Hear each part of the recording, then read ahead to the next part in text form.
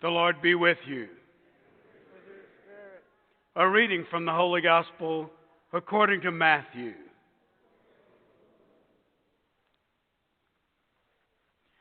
Jesus told his disciples this parable. The kingdom of heaven will be like 10 virgins who took their lamps and went out to meet the bridegroom. 5 of them were foolish and 5 were wise. The foolish ones, when taking their lamps, brought no oil with them, but the wise brought flasks of oil with their lamps. Since the bridegroom was long delayed, they all became drowsy and fell asleep. At midnight there was a cry, "Behold the bridegroom! Come out and meet him." Then all of those virgins got up and trimmed their lamps. The foolish one said to the wise, "Give us some of your oil, for our lamps are going out." But the wise ones replied, "No, for there may not be enough for us and you. Go instead to the merchants and buy some for yourselves." While they went off to buy it, the bridegroom came, and those who were ready went into the wedding feast with him. Then the door was locked. Afterwards the other virgins came and said, "Lord, Lord, open the door for us." But he said in reply, "Amen, I say to you, I do not know you. Therefore, stay awake, for you know neither the day nor the hour." The Gospel of the Lord.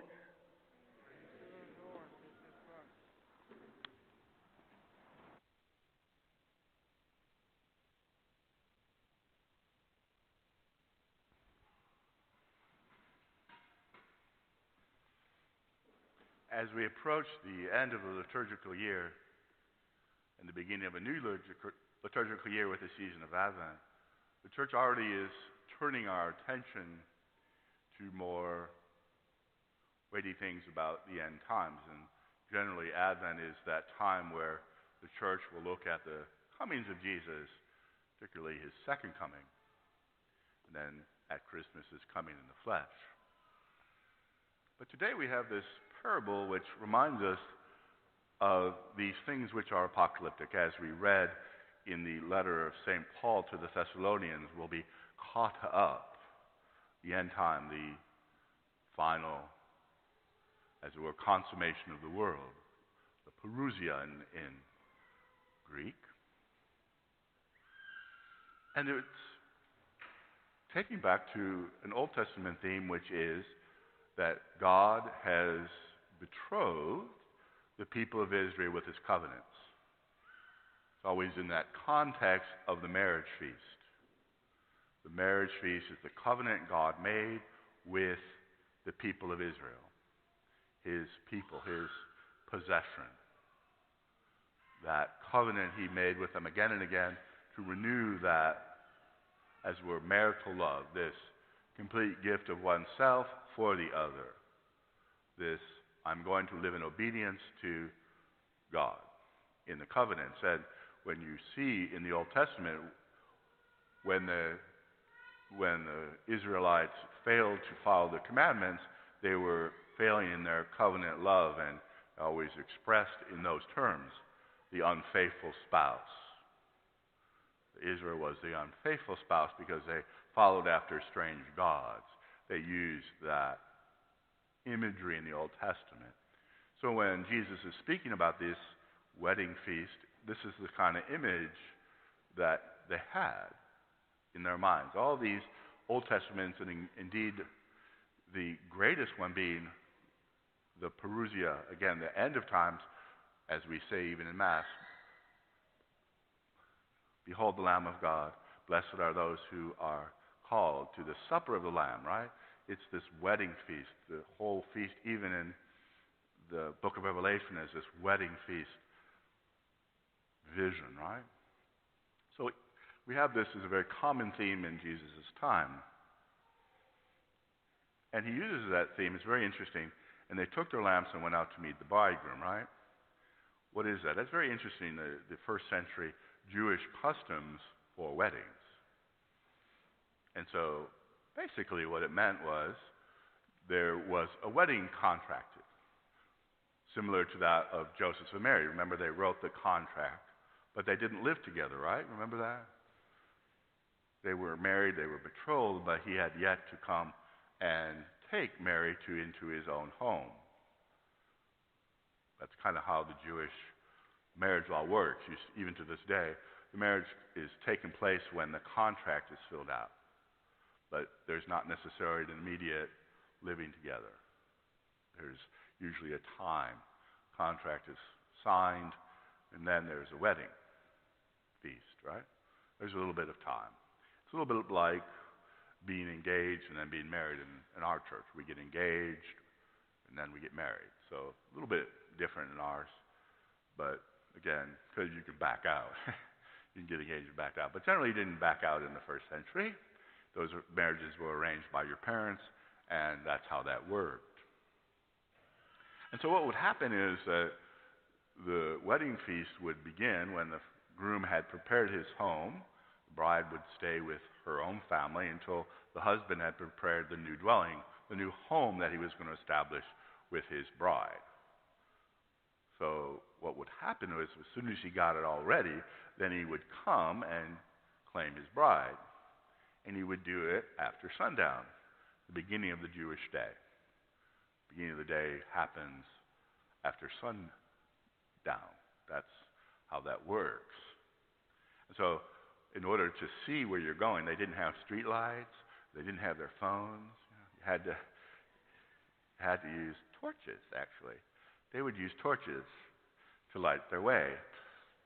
The famous scene in the Garden of Gethsemane, remember when they went to get Jesus, what did they do? They brought torches, right? They had to see. So generally it was probably a torch that they used, not necessarily a lamp, but we'll lay aside that perhaps we'll let Jesus talk the way he wants, but I think the custom is probably very similar to what Jesus is talking about, a lamp, which are a little bit more fragile in the wind. But having these torches, they would line the streets so that from the bride's house to the groom's new house, it was lit so that they could see their way. You know, cobblestone, you can't see in the dark. And this would light the way for the bride and groom to enter their new home. And once they arrived there, then the feast would begin. They'd have a huge banquet. As we see in many readings, the wedding feast was prepared and the guests were called, right? All those parables that we have in the gospel. So always that same theme comes back again in this one. So they go and they start their feast and the doors closed. Now who are the people with the torches? It's your family and your friends. Those are the people that you invite for your wedding. Right? In our modern day, you send someone an invitation and you have a répondez s'il vous plaît in there, RSVP. Right? Répondez s'il vous plaît. That's what it's French, actually. You didn't know that, did you? It's a French term. And so, yes, to respond, please, s'il vous plaît, so that we know you're coming and that we can make sure that even in our world today, they ask you what you want to eat at the reception. You ever get those? Do you want the beef or fish? You know, type thing. So that we can have your meal ready for you so that when you come to the reception, you're there and we're ready for you. That's kind of what would happen. And if you didn't RSVP, if you didn't tell them, then you were considered not coming. And we always have those instances at wedding feasts where people don't show, right? You have a wedding, I'm going to be there, and then they don't show. And you get a late refusal, and you end up having more food at the reception than you need, right? So that kind of instances, you don't show up for the wedding feast, as it were. You're a little bit disappointed if you're the bride and groom. You said you were going to come, but you didn't. There's a certain level of, gee, you were supposed to come and you didn't. And you didn't tell us you weren't going to come. So you have that sense here where Jesus said, well, once we shut the door, that's it. You've now insulted us. You failed to show. So that's kind of what happens, that you've severed that relationship by not agreeing to the local custom. And so this is what the context of this parable was in terms of, regular practice in the Jewish community in the first century. And it's interesting, Jesus has the virgins, those betrothed, be the ones that are set aside. Again, even in the ancient world, the festal virgins in Rome, right? Once a year, they had the ability to tell the emperor what to do, and the emperor had to obey them. Lots of power in that little convent in Rome. You can go visit. I remember going by it. They would make decisions, and the emperor had to follow once a year. They were the festal virgins. They were dedicated to the Roman god, and by golly, they had to do what these virgins said. So there's a little bit of power there in the ancient world. These virgins were the ones to greet the bridegroom. They were the ones to go out and meet the bridegroom. And the bridegroom is delayed. Right? We read that. Oh, he came in about midnight instead of, 6 o'clock, 7 o'clock, whatever. The Middle East is probably on our time where you get kind of that dark around 5, 6 o'clock this time of year. You'd be delayed to the midnight. And of course, they fell asleep, right? Why? Well, because in the Middle East, you get up at dawn, you go to bed at sunset. That's kind of the way it works. That's your alarm clock. They didn't have iPhones, You didn't have your phone to set your Galaxy, whatever, to set your alarm so you get up in the morning. So it was the sun that told you how to get up, when to go to bed, and when to get up. And they weren't ready. They didn't have the oil for the lamps. Brings us to probably a line in our gospel that we need to pay attention to is, therefore stay awake. You don't know neither the day nor the hour. Are we ready? That's the point of the parable. That's the point. Are we prepared to meet the bridegroom? St. Paul describes the relationship between Christ and the church, and that's you and I, as we are the bride of Christ. We are the bride of Christ.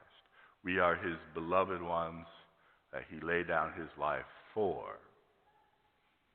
It's in terms of nuptials. Christ has betrothed himself to us. Now, how do we respond? Are we ready for this when he comes? We don't know the day or the hour, right? And indeed, we don't know the day of the last coming of Christ that St. Paul describes when the parousia will happen. We don't know that. Jesus himself said, I do not know. It is the divine knowledge of the Father that knows the day and the hour, and the rest of us don't know. But we are all expected to be ready. And when we read St. Paul, did you catch the tone of the urgency in St. Paul today? That urgency, he's coming any minute. Don't you get that impression when you read that reading? Oh, he'll be here in just a minute. He'll be here, have hope, he's on his way. Because when you read St. Paul, you really get that impression that he really believes Jesus is coming any minute. Any minute. He's on his way. He has this huge expectation that Jesus is going to be there and coming to save him and the church. Very much that fire in his heart, that charity that burned to be with Christ. I want him to come again. Life for me is not a game. I'm only living because God has asked me to, especially as he's in chains going to Rome to be beheaded. So St. Paul still has this great desire and encourages the churches on his way. Yes, Christ is coming again. Be ready. And he takes it from the words of Christ. So our hearts have to be ready. We have to understand that, yes, Jesus is the bridegroom, and he does invite us to this nuptial banquet in heaven, and are we ready? And we'll have, obviously, lots of time to reflect on that over the Advent season, but it's a good point to start. Because as soon as you go into the store these days, Christmas is going, right? They already have the Christmas. I was watching the game, and yes, we won, I know. Christmas ads during the game last night. Right? You were watching the game like I was. Just admit it, you know you were. But you know that it's already there. So the Christmas is already, we're being bombarded already. But again, to have that expectation in our hearts of the coming of Christ, and particularly in our own lives, do we expect him to come and to be with us? Are we ready? So we'll leave you to reflect on that. Today is also our Catholic Services Appeal weekend. If you have your phone, I brought my phone today. You probably never see me with my phone in here. I usually don't bring it in here. But I'm going to go on my phone here. Let me get into my phone. And let me go to my browser. And I'm going to go to austindiocese.org. As it's coming up. There we are. It says donate right there. Push the donate button. There it has. Now click in your thing, and then you see a Catholic Services Appeal. Bingo, I'll push that. Catholic Services Appeal. So that's what we're asking you to do. And then you just have to fill out the boxes like you would anything else. So there I did it in about 30 seconds or something? Not very long. Pretty easy to do. I don't have my stuff with me, so. And this screen is upon 00.0001 font. For someone like me, can't even see it. So I got to go to my computer and get the large font. You know, I'm just me. Sorry. But obviously, you can do it on your computer. That's what we're asking you to do this year for Catholic Services Appeal. And I'll just give you my reason why I support, because it's pretty important that it's basically the running of the diocese.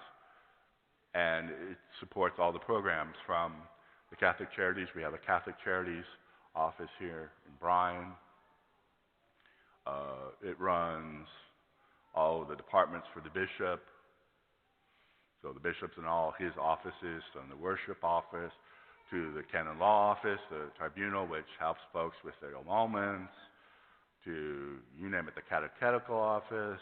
We have all sorts of offices that help us do our job. So we as a parish, my staff and I, have lots of interaction with them. You may not have that, but we do. So again, it's something that we rely on a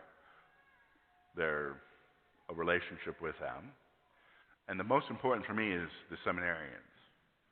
Most of the money for the Catholic Service Appeal goes to fund our seminarians. I believe we have about 33 of them. And we already know the fruits of it. Father Will Rooney, Father Chris Smith. You raised them. You supported them. They are now priests. They're fruits of this parish. Their prayers, your support. That's why they're priests. That's why Father Chris is over at St. Mary's Student Center. Father Will is at the Cathedral in Austin. Both very, very fine priests. But it took them, about 8 years to do it? They both had graduated from A&M, and they still needed 8 years to be trained. Because it takes that long to become a priest. That's how long. Mine was, in religious life, I only had 4 years in seminary when I went to major seminary, but I was religious for 6 years, so it was a little bit different. But the call to discern that takes time, and right now we have two men discerning it, Isaiah Minke and Chris Harberberger. Isaiah, you might not know, he graduated, he was a homeschooler and graduated and is now in his, I think, third year. He has to do his undergraduate degree at the University of Dallas. Chris is an Aggie. He has his MBA from Mays. You all know him because he was our youth director. And now he's in his first semester of philosophy. He has to have 2 years of philosophy and then 4 years of theology for him to be then ordained. That's, again, plus a pastoral year. This is a man with already a master. So he still has to get, again, you got to be trained to be a priest. It takes a long time to get through that. So, again, that's why I give. Because I'm not going to live forever, you all. He's getting old. So we're not, Monsignor Malinowski, Monsignor McCaffrey have given, 50 years, both of them plus. Again, we have to replace folks like that. We need to replace all the priests who are retiring. We have quite a number of retired priests, and the CSA also helps support the John Paul II Retirement Center for the retired priests, all those priests that you have known, when you retire. So again, we ask you to prayerfully consider your gift to the CSA this year again. And again, the materials are there. If you can do electronically, we would encourage that, because I'll give you the example from our parish. When you sign up for WeShare, it takes us 10 minutes a week to process everybody's WeShare gift. About 10 minutes. That can be 100 or 200, 300 gifts, right? It takes 10 minutes. When you give me a check, it takes 18 hours. So almost 3 days. 10 minutes, 3 days. You see why we like electronic. Because it saves us time and money. And it gives us more money to spend on programs and things like that for our parish. So again, that's why we do that. That's the reason. So I'm being very upfront. It's much cheaper to do it that way. But again, if you want to send a check, you're welcome to do that. They're more than willing to do that as well. Those envelopes were sent to you in the mail. So I don't have any. Do you notice there's none in the pew? We have no cards. We have no envelopes this year. So if you had one in the mail, you can use the one that you received in the mail. If not, I would really encourage you, again, to go to that website. It only takes a few moments to get to that page and to fill out your donation. Again, thank you in advance for your generosity in supporting the work of our bishop. God bless you.